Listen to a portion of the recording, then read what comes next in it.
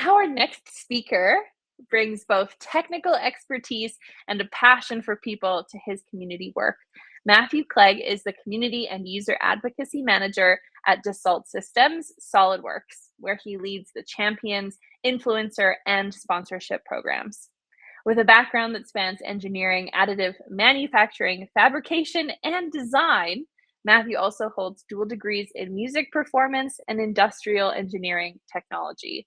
So, talk about a winding path to get to where we are today. In this session, Matthew will share his own journey from volunteer to global program leader and how he's tackled imposter syndrome along the way. He'll show how professional development and the right mindset can fuel thriving communities and give leaders the confidence to build networks that last. Please join me in welcoming Matthew Clegg. Hello. That's a very generous introduction. Thank you very much. You're welcome. I'll also let you know, I already got a message. Someone said on the agenda, there's a 404 error on your agenda. And I was like, oh, Matthew's going to love that. Perfect. I'm going to go ahead and say that's a feature, not a bug. All right. Thanks, Matt. It's great to be with all of you this evening. And real quick, Beth, would you like me to show slides or are you able to do that? I want to kick off. You can go ahead and do that. Perfect. I will line that up. So my name is Matthew Clegg, originally from Washington State out in the Great Pacific Northwest. And I'm curious if anyone could put in the chat if they're from that beautiful area. I love it. There's mountains. There's everything to do there. I'm going to pull this up here. It's been a great place to grow up. So, pardon me here. I've not been to this great area. You haven't been? Oh, No. But you should. It's an incredible place. So we're going to skip past my since birth origin story. None of you really need to hear that. But we're going to start in my education, my formal education. And hey, Jessica's from Seattle. Awesome. I'm not alone. Great to see that.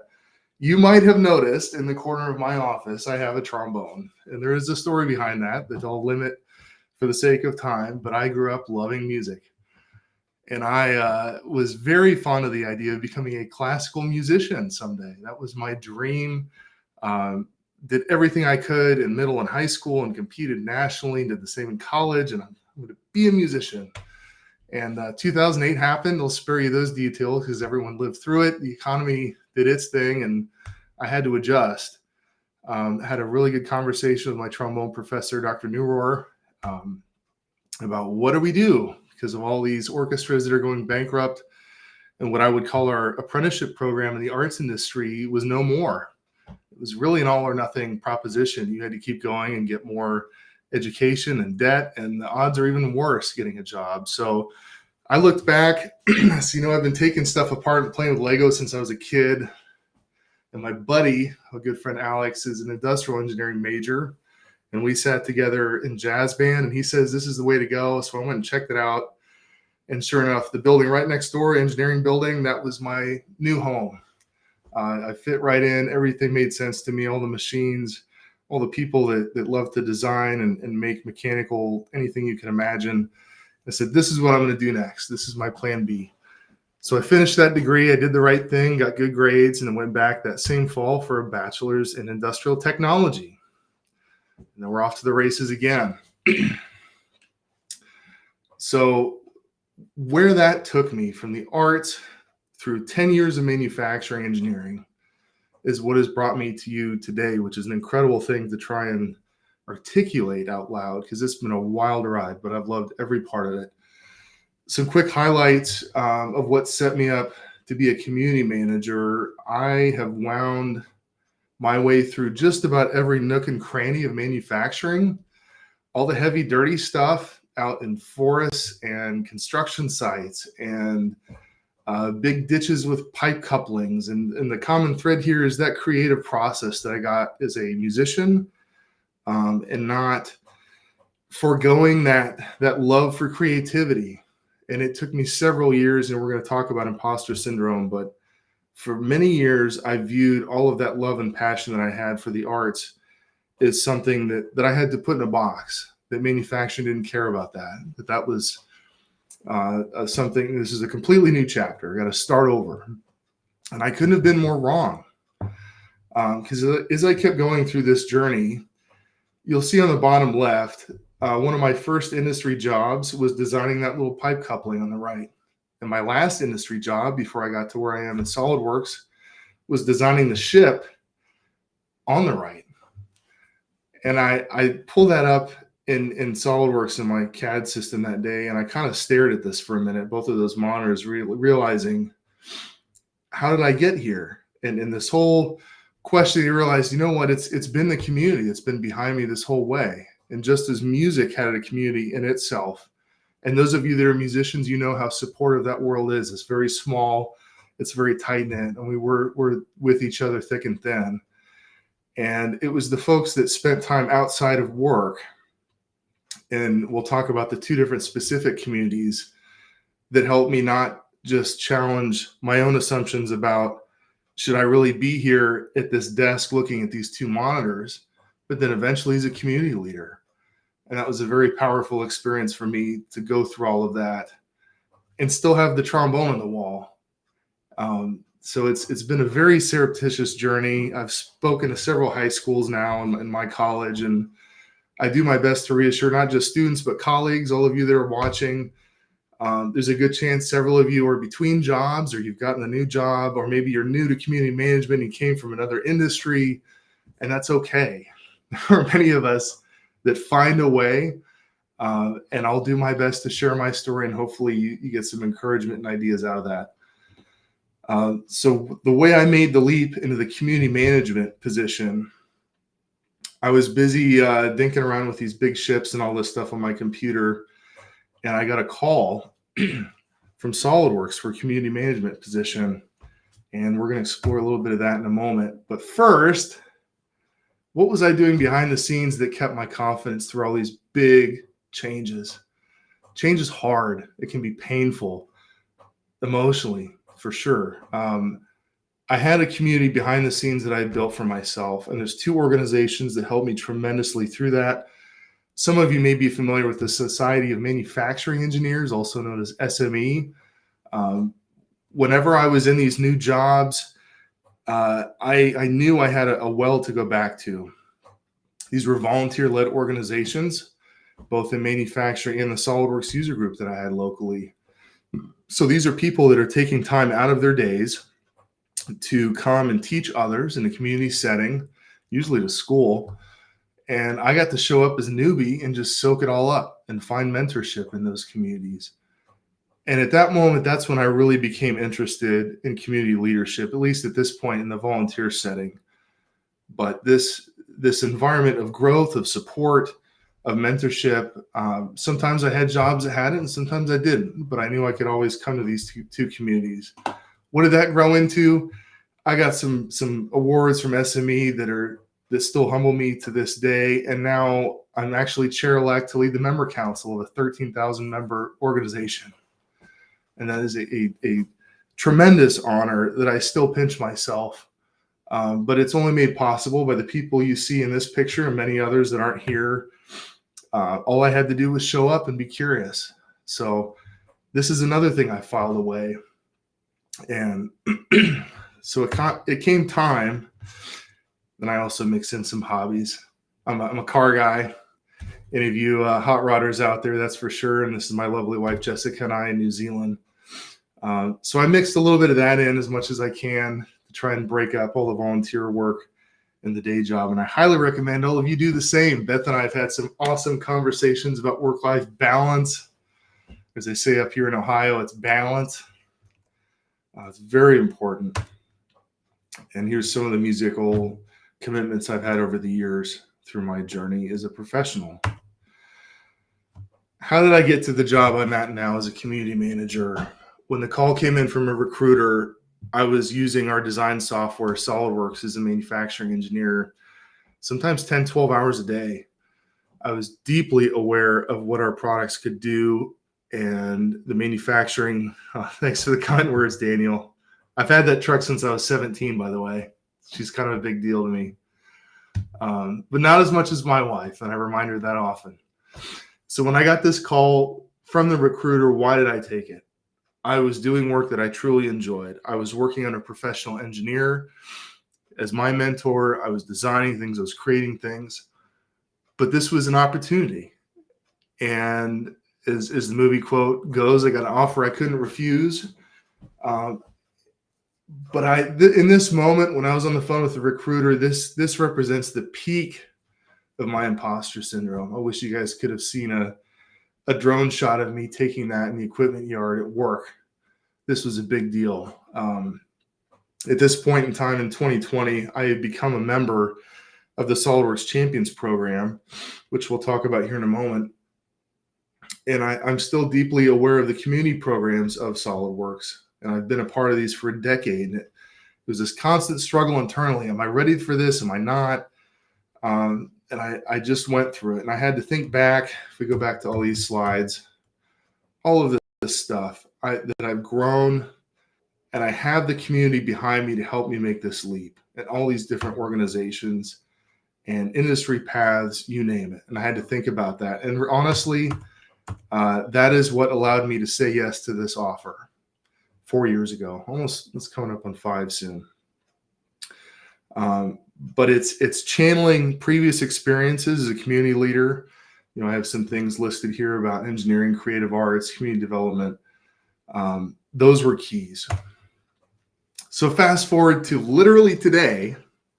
This was at noon Eastern time. The gentleman you see on screen is our CEO of Dassault Systems SolidWorks. His name is Manish Kumar. And this was a big deal for us as a program. And I manage the SolidWorks Champions Program. And a quick note about that, we have 7 million users of our software around the world, in just about any country you could think of. And what the Champions Program has done is distilled those users through applications, internal interviews, vetting, into 400 of the most passionate and expert users of our software. We put them in a global community. And we meet weekly. We have the month of August off. And this is where we annually get together with our CEO, and we have an hour and we listen to his story. And it's incredible. And there's not nearly enough time in this call to recap everything we learned from him. But he is a leader that has come through the ranks, is a mechanical engineer first through his college education, and product and development second. He learned how to code and became a very fluent coding resource within our company, and developed several key features that I unknowingly had used for decades to pay my own bills. And we had a moment to thank him for his work in the company, but an attitude of servant leadership for sure. And that's something that's been taught to me over years and years of mentorship in the communities I've mentioned before. And it's something I bring to my work every day, of how we can serve our customers. And one of the main core messages he shared, we broke a record today. We doubled our participation just about, with 130 people on the call. And we had a discussion about his origin story and his career. And he was very clear about how opportunities will come by in our lives, but in his opinion, they come by at a constant rate. And if those of us that are working extremely hard, 10, 12 hours a day, he claims you might get 2 of those opportunities in a day, where most people may not even get 1. So there are times to definitely push in community management.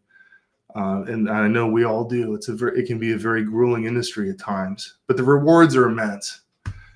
Days like today, when we can get 130 people on a call and offer an insider experience to our program members, our customers, that they're still raving about in our private chats, it's the emotional paycheck that gets all of us through the work we do, which a lot of it's behind the scenes. So this today, and the timing is incredible, Beth. The cherry on top for my career journey through all of this, and to have a moment where, it's taken me 4 years, and I finally feel like that I've made it, in the sense where we're having conversations with our CEO and our program members. But I always think back to the confidence that the community has given me is a community leader, and it's a very circular relationship. So the final picture I want to show before we jump into more details, this is what I call our family portrait. Every year we have a traveling user conference. It's about 4,000 people. And this last year we got all of us on main stage. I ordered some custom sweatshirts.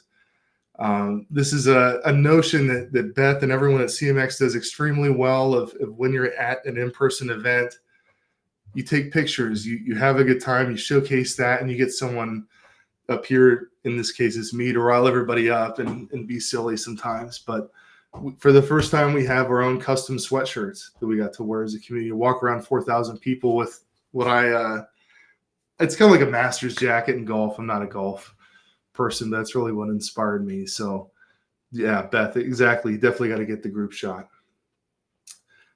So this is actually the wallpaper on my screen, and it's great to wake up and see when I start work every day. But these are the people we serve, our customers. And one of the major ways I've overcome notions of imposter syndrome, if I do feel that welling up, it's a reminder to me that I need to get on a call with some of our customers and understand what they're doing and what their challenges are. It's usually a sign that I've had too much distance in between those. Working virtually with this, that can make it tough. I know a lot of us are working virtually in community management settings. But when we have those big conference opportunities to get people in a room, that's where we're investing our money. I've been very animated about how we do that, and that we should do that, investing swag in photography in this case, and kind of being obnoxious about it, that we're together, this is our program, these are our people, and this is what we do. And now this picture's everywhere. So that's the end of my PowerPoint. And we're getting towards the end of this session. I know there's a bit of a delay in the audio, but if you have questions, please put them in the Q&A. And I'm going to scan this really quick. Frank asked, how important do you think it is for a community leader to have a background in the industry before being a community professional? Very. If you have the opportunity to do so, I highly recommend it. I've been very fortunate that my career path has allowed for that. If you're someone to a new role that doesn't have that, I would even recommend, I would insist that you either find the person, the colleague that's running some kind of a user group program, or if you don't, to start one and get face time with your customers. Go on tours. If you're in the service industry, especially if anyone in here is tied to manufacturing, the best way to understand manufacturing is to go on tours and see it, and see the good and the bad of it. Some plants are very advanced with technology and some are not, and both could be your customers. This is a lot of what typical C-suites can struggle with sometimes. Let's see, what other questions do we have? Matt, I'll jump in so that our Q&A can be more of a conversation and less of a interview. Sure. First of all, thank you for sharing, and thank you very much for sharing your story. As soon as I heard that it was kind of like this roundabout way of getting here, I've always said the only unique thing about all of our origin stories is that we all end up here together. And like yours especially, it was like I went from designing ships and playing trombone to like, what? Yeah. It's so anyway, thank you for sharing. You're welcome. And again, very validating. And I see some great, comments in the chat. I'd love to hear my own personal curiosity. Surely you have had a moment since and before today when you had this CEO conversation, like Right. Surely you've had a moment where you were like, wait, I am the right person for this. I'd love to hear about that moment if you can think of one. Oh, absolutely. So at this user conference that we host, 3 days of presentations, 4,000 people. There's a giant main stage, the one that we took our picture on. And my colleague, Dan Wagner, who leads our user group program worldwide, he and I work together every day. We're essentially the Bonnie and Clyde of community here at SolidWorks. So, but the first time we were backstage on main stage, it's a lot of stages, we had to go speak to 4,000 people together. What are we doing? Why do we do it? Who are the important people of our programs, and recognize them? Thank you for all of your volunteerism and dedication, all this stuff. I had a moment where I looked at him, because I've never spoken to 4,000 people before. I mean, go find an engineer that does that for fun. Good luck. and that was it. And I realized there's 3 points I want to leave folks with today. The first one, and this is a great segue, that you deserve to be leading the conversation at the table you have built. And it was that moment. So you know what? And I had to think back to 10 years of experience in all of the conversations and mentorship I had had, and customer knowledge, and all these hats I've worn. I am ready for this. And, you know, Dan and I did a little fist bump, and we went out and did it and had fun, and just about ran off stage together for the first time. But it was good growth, for sure. And that was 3 years ago. And now this is something my colleague and I genuinely look forward to. We're still nervous, but that's when I really had to own it. No, this is the time to fully step into both shoes. Yeah.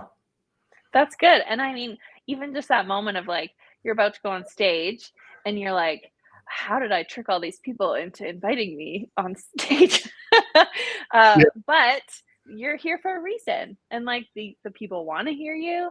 They hired you for a reason. Like they saw something in you, even if you can't see it right now, like they saw something in you. And that's why you're here. So it's good advice to like step back and be nicer to yourself.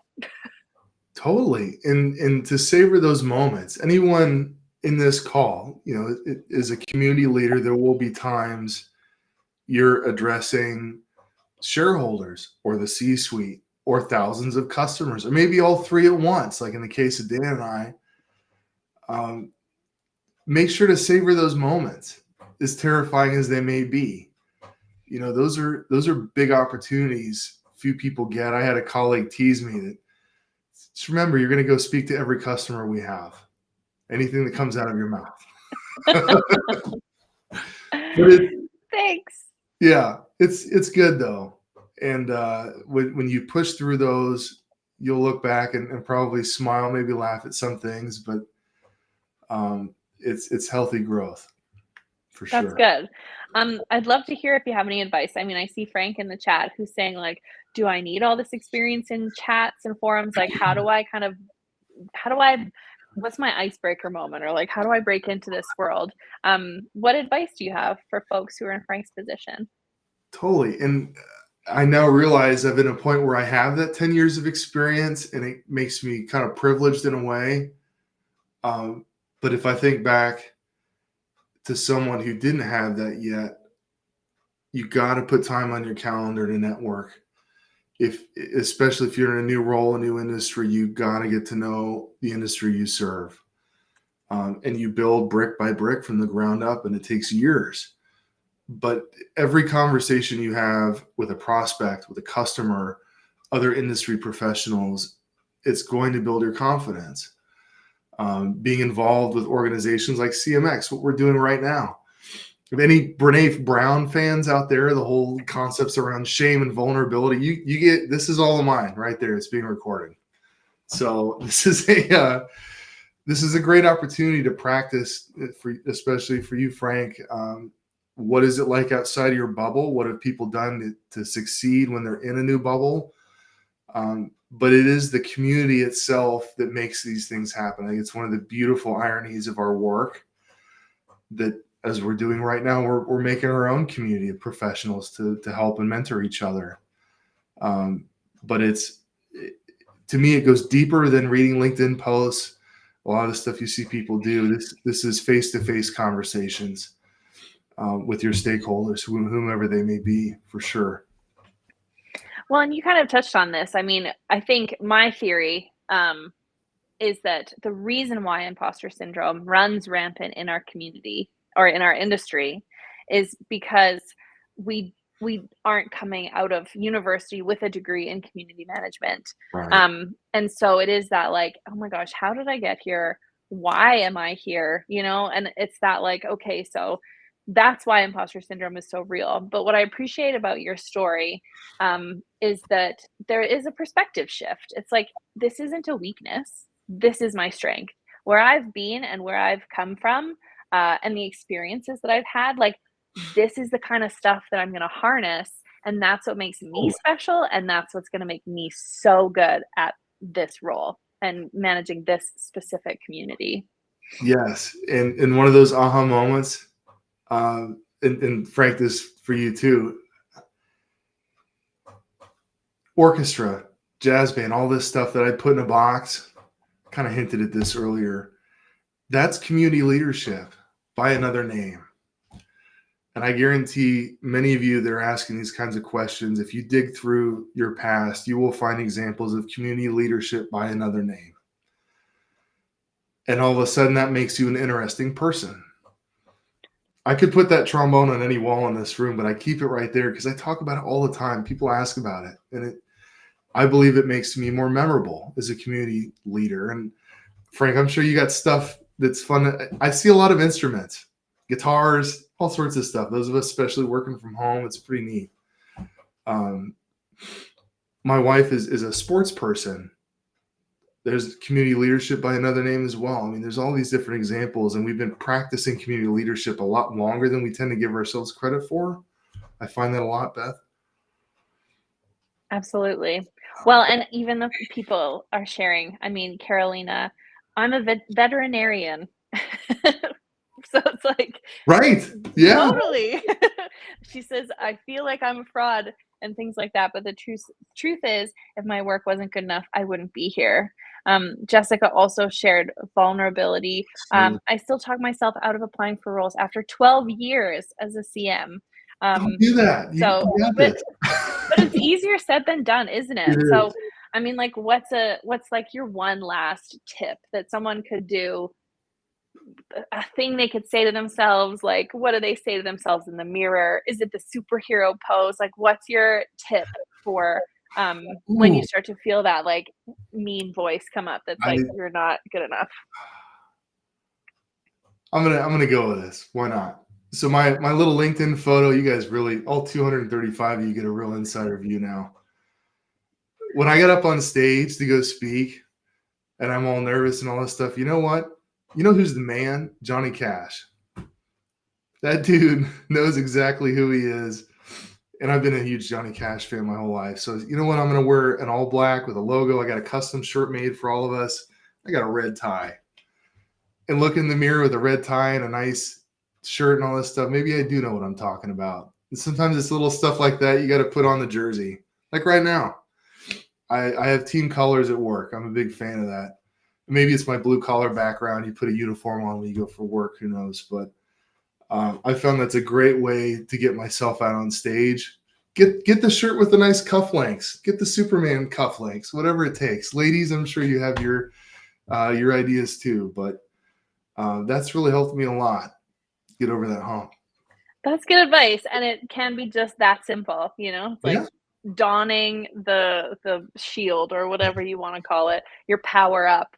absolutely. Yeah, honestly, I, like, out loud to myself before every event, even like this morning, I was like, "You can do this. You're really good at this." That's Well, just it's what because I you are, say. Beth. Oh. Yeah. Well, thank you, Matthew. On that note, thank you so Right. much for joining us and for sharing your experience and for being vulnerable in front of us.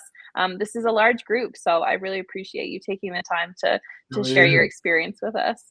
And is an honor to be here. And I would encourage all 235 of you to stay curious and stay connected. That's how our industry survives. Fantastic. Thanks, Matthew. Thank you very much. Have a great day, everyone.